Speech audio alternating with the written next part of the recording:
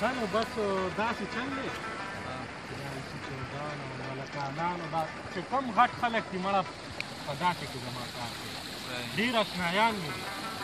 او 3 کسه چې اغوا کړي پښتولي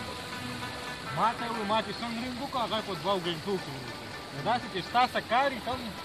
وایه بس هېڅ تک سره بېدله کړو سړیه موږ نه پېڅه نه دي السلام علیکم خان بھائی هلکه پته دې نه لګي ډېرې ته نه راځي او دلته رالې یاره بس یو غم دی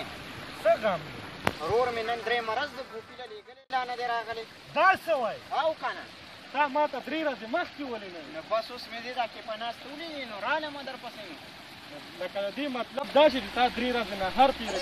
راته لاسته وایي نو صحیح خبره نه ده 3 ورځې نهر یې تېرولې ما ته به د کم از کم ویلي ما به درله سودا درولې وه چې رور دې نو 3 ورځې